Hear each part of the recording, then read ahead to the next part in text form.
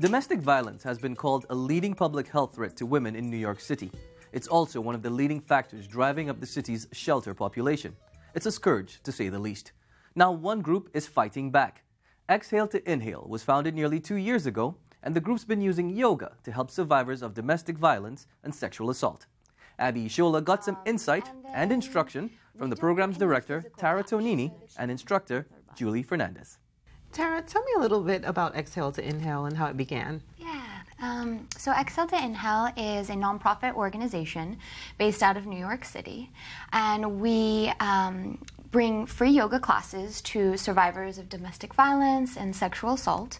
So we visit domestic violence shelters, rape crisis centers, and community centers throughout New York and all of the boroughs, and we've just expanded through Westchester County as well. That's great. Yeah. And Julie, how is yoga something that could help women who've gone through domestic violence?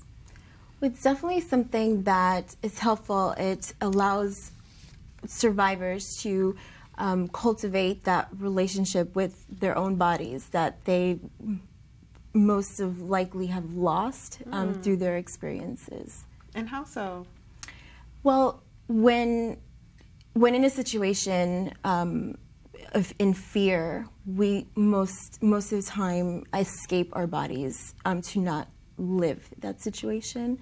So a lot of times we just lose that connection with our bodies. Wow. And Tara, you could probably speak to this because you were in a violent relationship and you use yoga to heal. How did that help you? Yeah, correct. I'm a survivor of domestic violence. Actually, my DV counselor was the one, while I was receiving my services, that said, "Girl, try yoga."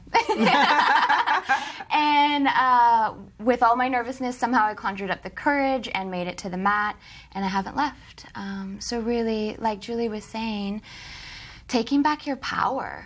Yeah. And feeling your mat and feeling your body and feeling the breath, and that's what it's all about for us. Wonderful. I'll direct this question to both of you.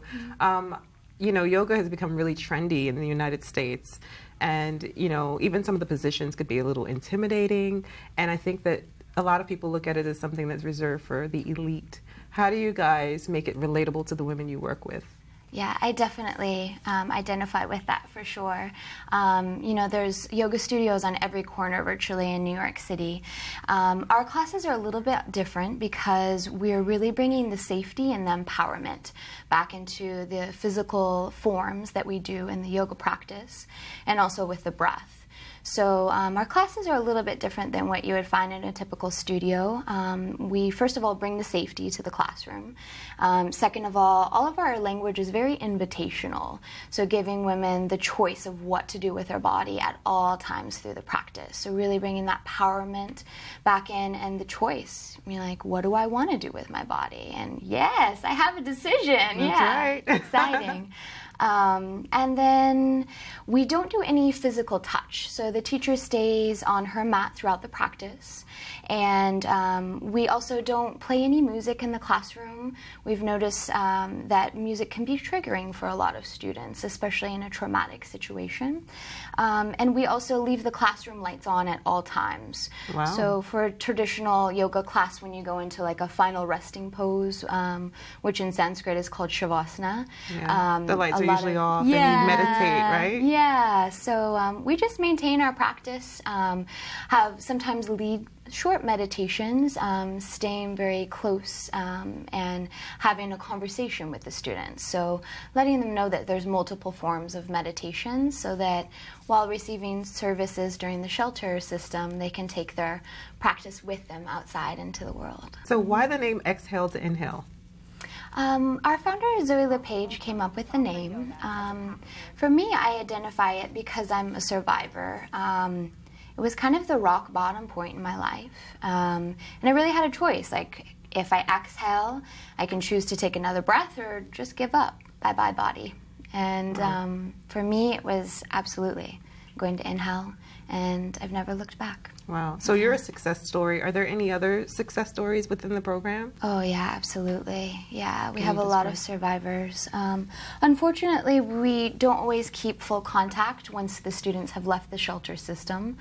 But we do have a lot of return students in our community centers. Yeah, maybe Julie can speak a little bit more about the women in her programs. Yeah, absolutely. There's a particular woman who she never did yoga before, and she came into the classroom and she had a lot of physical limitations, so I pretty much kept it as a meditation class.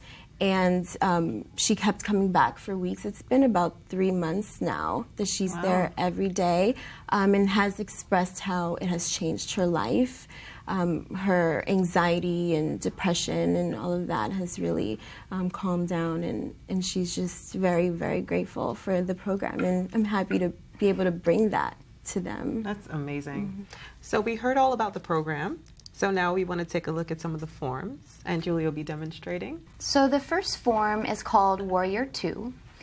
We start out by grounding the feet, so finding this connection with the physical space in the room.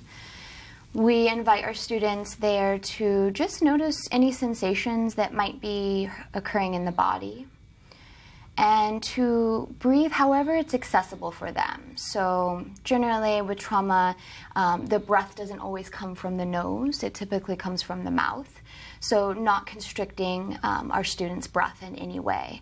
Just inviting them to breathe however it feels best for them in their body. A lot of the women really like this posture because it feels very much like a warrior goddess of sorts. I'm looking at it and I feel like I want to do the warrior pose. Yeah, absolutely. We need a warrior cry of some sort right now. Absolutely. And the next pose? Yeah, the next form is Peaceful Warrior. Form. Yeah, form.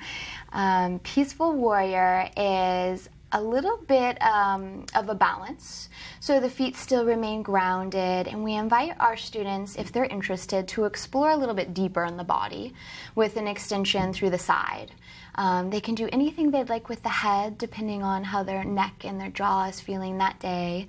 And we always invite them to explore, you know, like, what does this feel? And if it doesn't feel right, you don't have to do it. Yeah. And the next form? The next form is Tree. Which is one of my personal favorites. Do you like Tree, Julie? I absolutely do. Yeah. So Tree works a lot with the balancing in the body. So an invitation for Julie whenever she's ready to make a connection again with the floor. She might feel the empowerment through the feet. She might even feel strength in the legs. So do they just hold this for as long as possible? Yeah.